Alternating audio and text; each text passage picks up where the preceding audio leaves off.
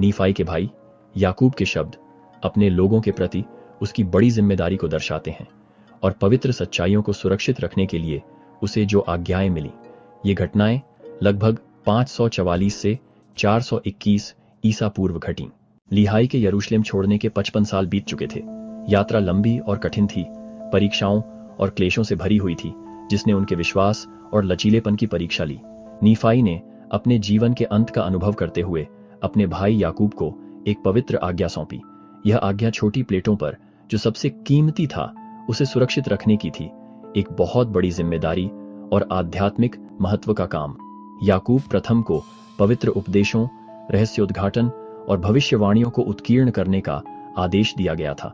ये नक्काशी केवल शब्द नहीं थे, बल्कि दिव्य संदेश थे जो आने वाली पीढ़ियों का मार्गदर्शन और प्रेरणा देने के लिए थे। लेकिन इतिहास पर ज्यादा ध्यान न दें, ध्यान आध्यात्मिक शिक्षाओं और दिव्य रेवेलेशन पर होना था। ये अभिलेख मसीह के लिए और हमारे लोगों के लाभ के लिए संरक्षित किए जाने हैं। वे हमारे विश्वास के प्रमाण और हमारे बाद आने वालों के लिए मार्गदर्शक हैं। विश्वास, रहस्योद्घाटन और भविष्यवाणी की भावना के साथ याकूब और यूसुफ ने अपने लोगों को मसीह पर विश्वास करने के लिए, राजी करने के लिए लगन से काम किया और उसकी भलाई में भाग लें। याकूब, हमने उन्हें उसके विश्राम में प्रवेश करने में मदद करने की कोशिश की, उनसे विनती की कि वे परमेश्वर के विरुद्ध विद्रोह न करें। हम चाहते थे कि सभी पुरुष मसीह की मृत्यु को देखें, उसका क्रूस उठाए और दुनिया की शर्म सहे।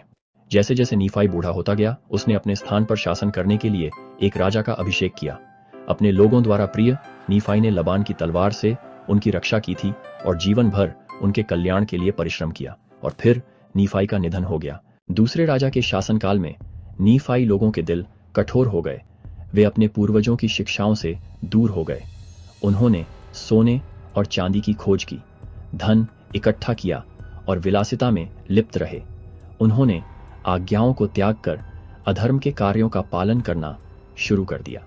याकूब, मैंने लोगों को मंदिर में सिखाया और उन्हें उन पवित्र वाचाओं की याद दिलाने का प्रयास किया जो उन्होंने की थीं, क्योंकि मेरे भाई यूसुफ और मुझे नीफाई द्वारा पुजारियों और शिक्षकों के रूप में नियुक्त किया गया था, जिन्हें हमारे लोगों के आध्यात्मिक कल्याण का काम सौंपा गया था। हमने परमेश्वर के वचन को सिखाने के लिए पूरी लगन से काम किया, लोगों से पश्चाताप करने और धर्म पर लौटने का आग्रह किया, ताकि अंतिम दिन हमारे वस्त्रों पर उनका लहू न आए। हमने उनकी आत्माओं के लिए अथक प्रार्थना की और काम किया। याकूब ने अपनी बुलाहट को बड़ा किया, अपना जीवन परमेश्वर और अपने लोगों की सेवा के लिए समर्पित कर दिया। अगर वह उन्हें डिलिजेंटली नहीं सिखा पाया